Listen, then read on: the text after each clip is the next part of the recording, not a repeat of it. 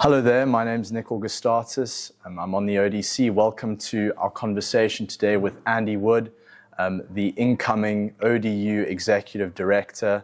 Hopefully getting to know Andy a little bit better in this very important position. Thank you for doing this, Andy. Thanks for having me here. I'm excited to join you. Absolutely. So let's start, Andy, just with a bit of background. I mean, we were looking at the records there, and I saw that you're in Charlton House, which I was too. Yeah. So you were a prep boy. So tell me a bit about your time at Bishop's Prep and all that. Yeah, so went to Bishop's Prep, Bishop's College, matriculated in the class of 77, a mad keen rock climber, an outdoor person. Charles Curry introduced me to rock climbing, so I owe him a debt of gratitude, and really enjoyed just discovering that sort of dimension of my sort of sporting interest here at Bishop's. I then went on to study at UCT. I studied teaching, education, English and geography were my majors, and I'm one of those people who's been in the same career all the way through. So I then taught at Bishop's from 1990 to 1999, so I had 10 years here. I was head of the geography department, involved in Founders House with Mark Hanley. I started the marketing department, and obviously very involved in the whole outdoor education side of things. The adventure course, which was the precursor to the Epic was my big project, and really, really loved it. Okay. From that, I moved into school leadership, both in South African schools and for most of my career in international schools, with the international baccalaureate schools. I founded the International School of Hout Bay. I then headed up a school in Dubai for 4 years. I became the founder head of Green School South Africa out of Paarl. Wonderful opportunity to build a new school from the ground up. And then finally ended up my last couple of years as head of school for Think Global School, which is a traveling high school. A school that spends every term in a different country. Imagine studying art in the Uffizi Gallery in Florence, and then going to the coffee farms of Vietnam to study the economics of coffee. So a really amazing adventure. And then this incredible opportunity opened up, and I'm so excited now to be back where I began, back to my roots at Bishop's. Great. I mean, I can't think of anyone as more qualified than you for the role, but I think let's just go into quickly what this role actually entails. What is the executive director of the ODU? Yeah, so the ODU is the union is the Bishop's Old Boy Union. It has a whole range of activities that take place. There are reunions that happen, branch activities in the different countries and cities around the world where ODs live. There are fundraising events. There's a magazine that the school produces. There's communication. This is a whole lot of activities that are currently organized.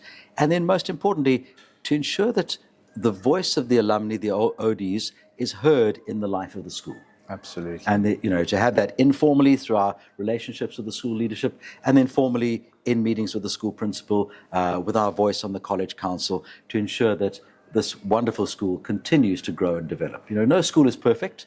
We're always at a place in our growth and development, and to be able to support the school as it moves forward.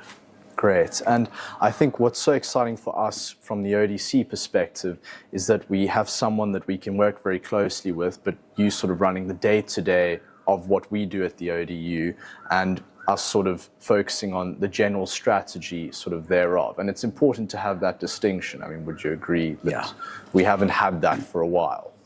And I think we were chatting a little prior to this meeting, often people think that the old boys are a conservative force, but we want to see the school continue to develop. We want to be a progressive force taking the school forward. And we want to, together with the broader school community, have a clear idea of what does success look like?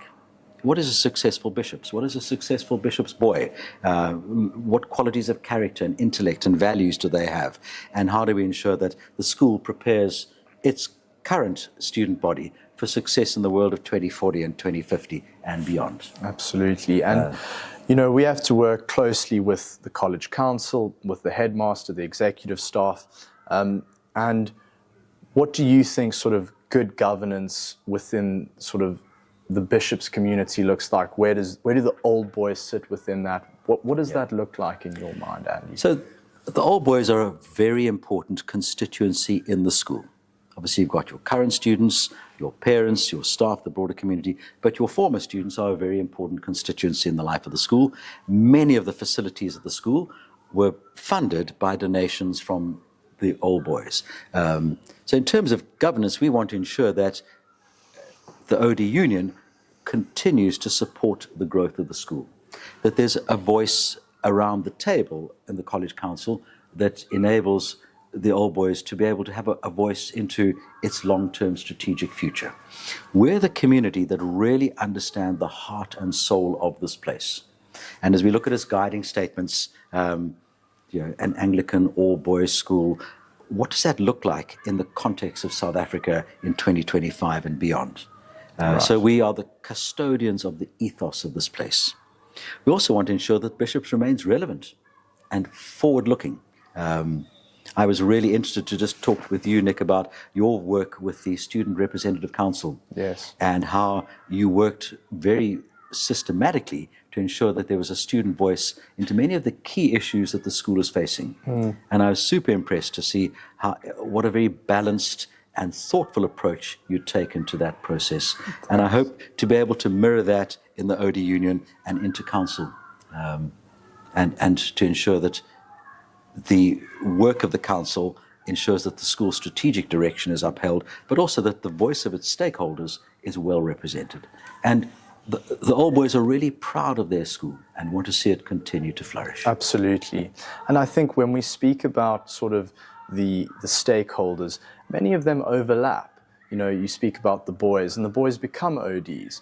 I mean, we become ODs thanks to our parents. So in a sense, the ODs represent past parents and current parents. Yeah. So we all have the school's best interests at heart, and I think you would agree with that. We all, believe that we can lend to the school a positive light and try and get this place the best that it can be. Yeah. And that is going to be with OD involvement. So it's great to have you on board, and great to have you back in Cape Town, back to your home, and hopefully taking the ODU to new heights. And most importantly, we want this to be a fun place. Where, Absolutely. All boys can come and reconnect with their school, can meet one another, that we're organizing events that all boys really want to take part in, and through philanthropy can support the school, not only in terms of infrastructure development, but in terms of its scholarship and bursary support to enable a wider community of students to come to the school. And one of the things we're looking at is how do we support those students who finish their time at Bishops to study beyond their tertiary studies, and how do we fund that? And we're busy exploring ways in which we can enable to ensure that the financial support that has enabled some students to get through the school continues into university and sets them up for careers. Absolutely. Well, Andy Wood, thank you very much for your time, and all the best for your time at the ODU, and no doubt it'll be successful. Thank you. Great. Nick, thank you so much for your time.